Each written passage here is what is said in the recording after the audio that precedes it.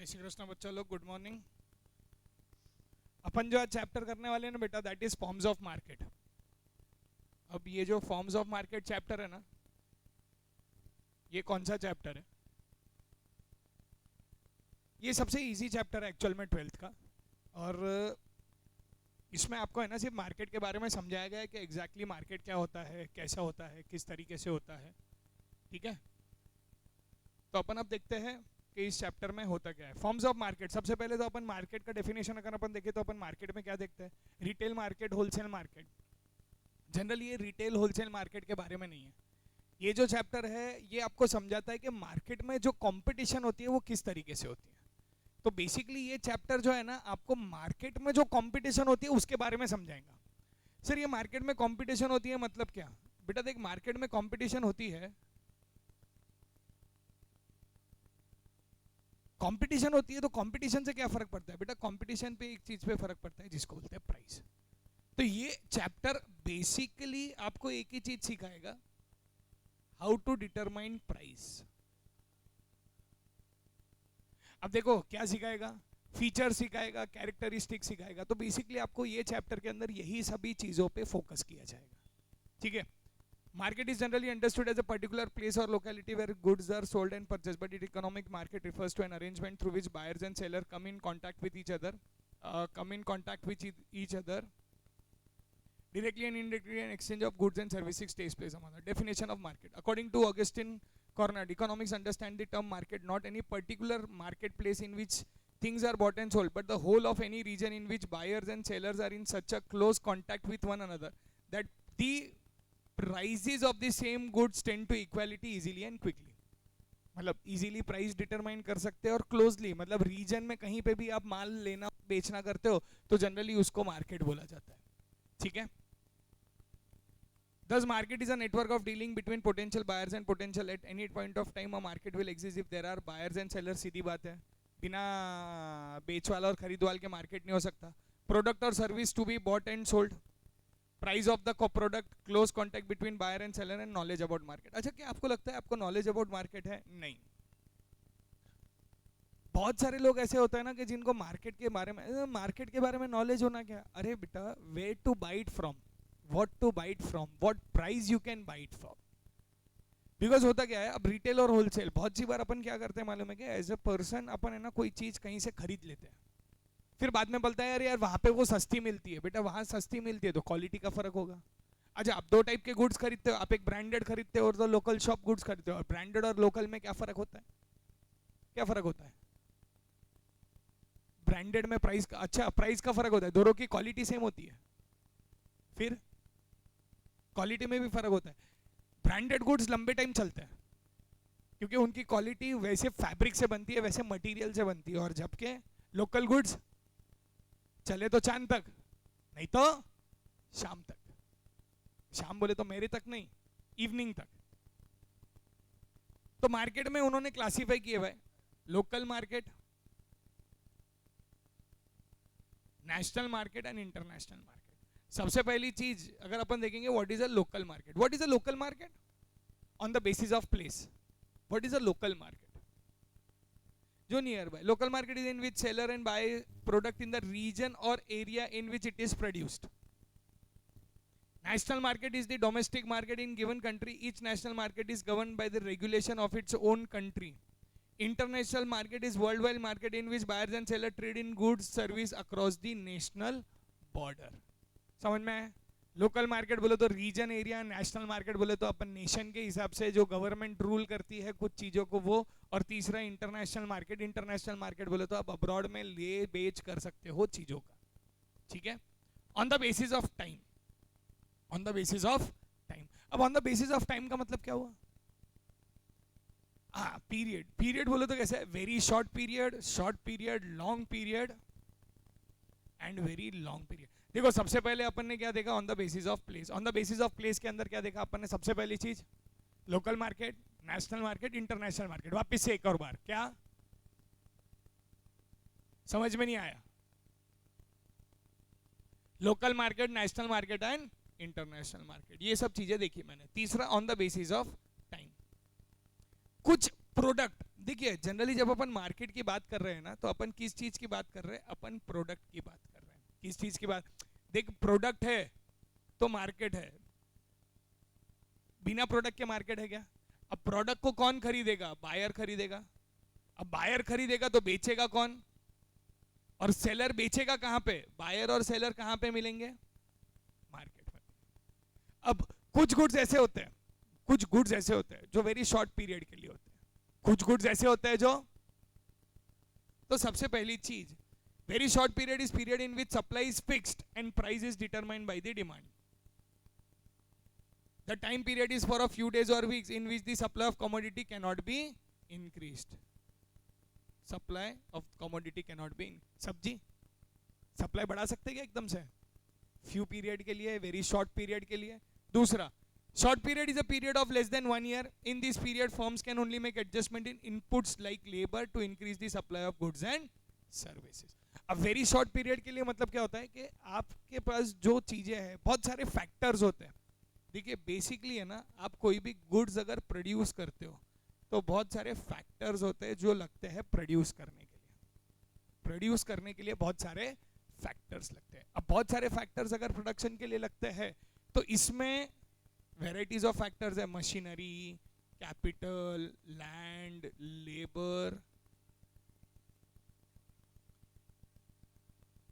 Short period के लिए अगर आपने मशीनरी चेंज किया तो आपका प्रोडक्शन भाग जाएगा. आपने जगह चेंज की तो आपका भाग जाएगा. लेबर में आपने चेंज किया तो थोड़ा बहुत आपको फ्लेक्सिबिलिटी, जब आप थोड़ा बहुत फ्लेक्सिबल रखते हैं तो उसको बोला जाता है शॉर्ट पीरियड.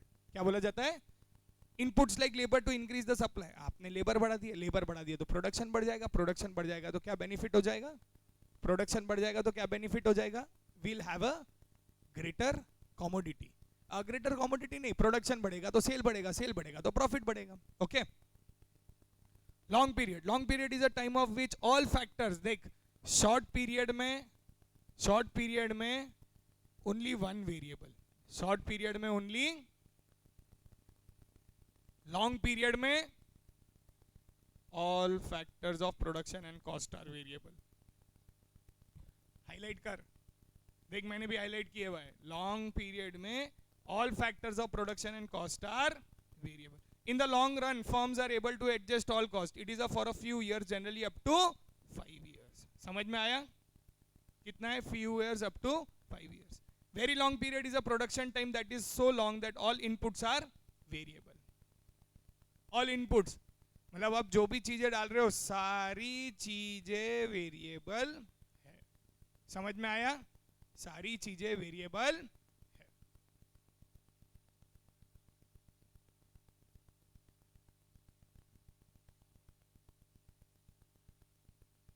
एक सेकेंड. ना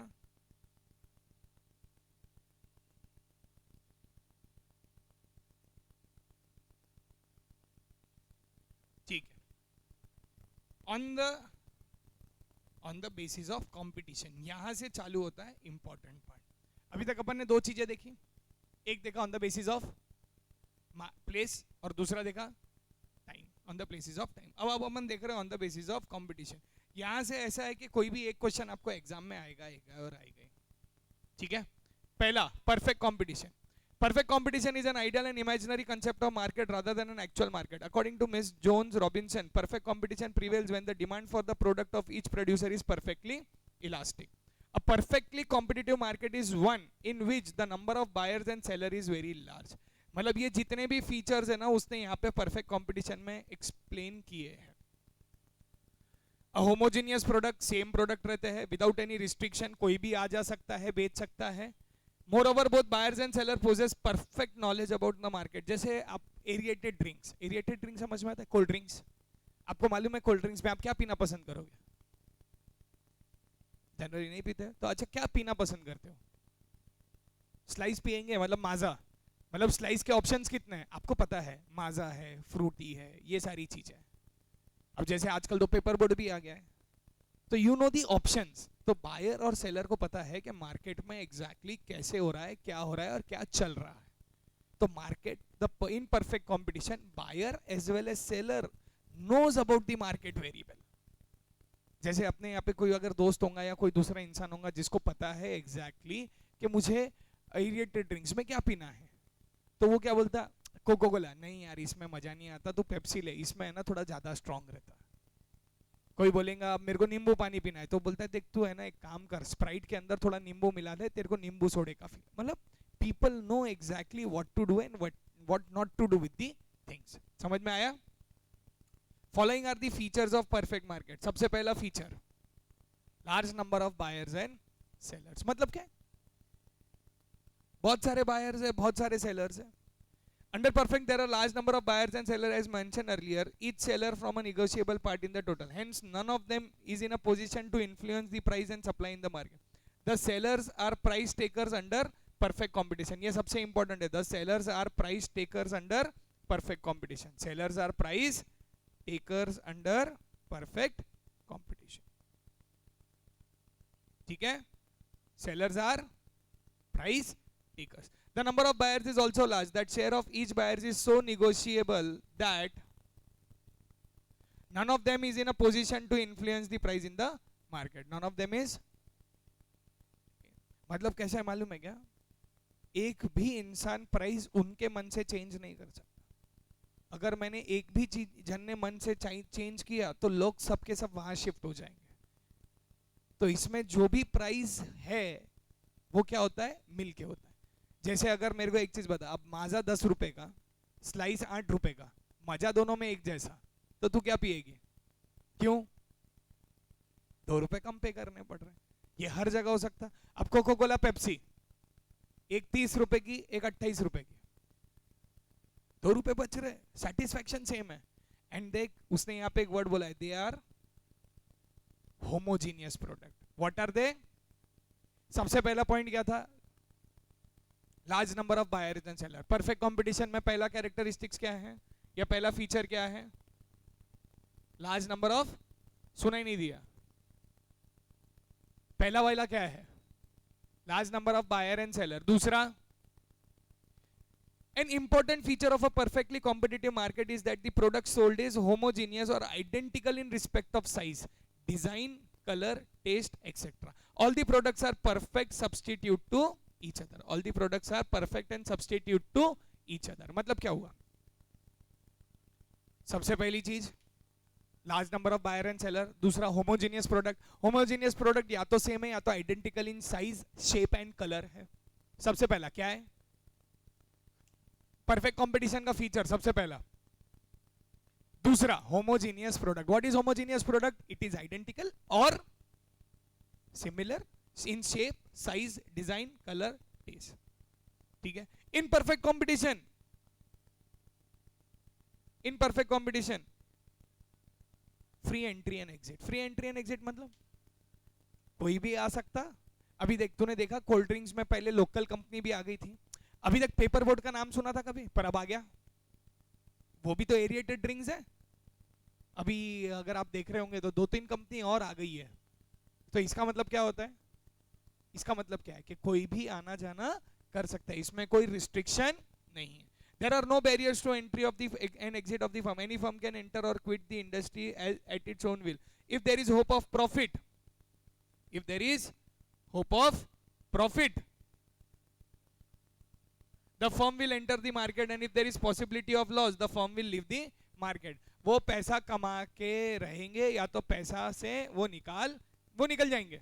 दिख रहा है लॉस है तो कौन रुकेगा लॉस में? कोई रुकता है लॉस में? कोई नहीं रुकता है। उनको दिख रहा है मैं आ गया, धंधा कर लिया, मैंने बेच दिया, मैं निकल गया। अगर मैं बोलूं तो बहुत सारे ऐसे बिजनेस होते हैं ना जो दिखने में बहुत अच्छे होते हैं, इंसान घुस जाता है, फिर बाद में मालूम पड़ता है कि चलाना मुश्किल हो जाता है, तो बंद हो जाता है। ठीक है? Single price. तो अपन ने अभी तक 3 पॉइंट कौन से पढ़े?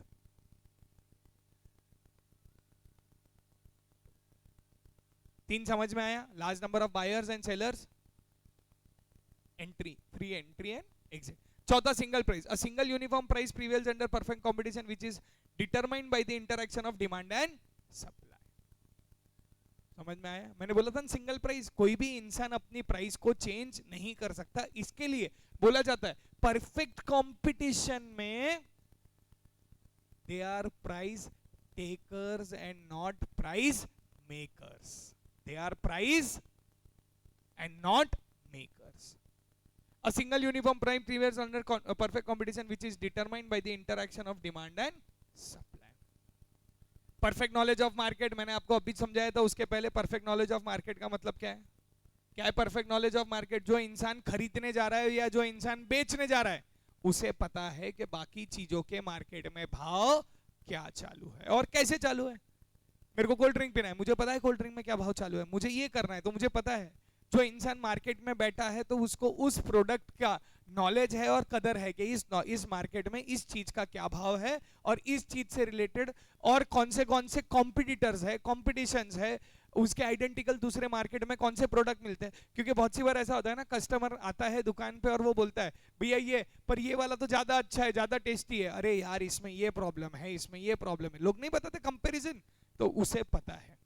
The buyers and seller possess a perfect knowledge about the market conditions. Every seller and buyer has the knowledge about the price, quality, source of supply of product. सबको मालूम है कहां से आता माल, सबको मालूम है क्या भाव है, सारी चीजें। Perfect mobility of factors of product. Mobility का मतलब है इधर आना जाना, इट इज मोबिल। मोबिल मतलब it is easily transferable. There is perfectly mobility of factors of production under perfect. Labour, capital are mobile. Mobile मतलब changeable, not only geographically but also occupationally. Occupationally बोले तो एक जगह से दूसरे भी अगर आपको पैसा ट्रांसफर करना है या कुछ भी करना है तो वो सब पॉसिबल है। एब्सेंस ऑफ ट्रांसपोर्ट कॉस्ट, इसमें है ना ट्रांसपोर्ट कॉस्ट ज्यादा नहीं लगता है, क्योंकि क्या है आप एक बार जम गए। In perfect competition price is uniform, सब जगह प्राइस एक जैसे, because we assume that transport cost does not exist. What do we do is we assume, क्योंकि वो उसके अंदर इंक्लूड हो जाती है, वो जो प्राइस होती है ना उसके अंदर इंक्लूड होती है। Thus assumption will lead to uniformity in price. क्योंकि कंपनी भेजती है, डोर टू डोर भेजती है, फिर और बोलेंगे ट्रांसपोर्टेशन का कॉस्ट, तो वो सब कंपनी बेयर करती है, तो प्राइस के अंदर सब इंक्लूड होता है। नो गवर्नमेंट इंटरवेंशन, अब इन सब चीजों में गवर्नमेंट का कोई भी इंटरवेंशन नहीं होता है। Largest fair policy is an important feature of perfect, it means there is absence of government intervention. इसमें ना गवर्नमेंट प्राइस चेंज करना या प्राइस को रिस्ट्रिक्ट करना, इन सब में गवर्नमेंट का कोई भी इंटरवेंशन बहुत कम होता है। गवर्नमेंट का कोई भी इंटरवेंशन कम होता है। गवर्नमेंट इंटरवेंशन मतलब interference is related to price, interference is related to price. समझ में आया? पक्का? ठीक। तो पहला क्या था, दूसरा, तीसरा फ्री एंट्री एंड एग्जिट, चौथा सिंगल प्राइस, वेरी गुड। पांचवा परफेक्ट नॉलेज अबाउट मार्केट, छठा perfect mobility of factors of production, सातवां एब्सेंस ऑफ ट्रांसपोर्ट कॉस्ट, और आठवां नो गवर्नमेंट इंटरवेंशन। वापिस से एक और बार, पहला, दूसरा, तीसरा, चौथा, पांचवा, छठवा perfect mobility of factors of production, सातवां, आठवां नो गवर्नमेंट इंटरवेंशन। समझ में आया? ठीक। Price determination under perfect competition, price determination under perfect competition, इसको मैं अगर आपको सादी भाषा में समझाऊं तो ये देखिए,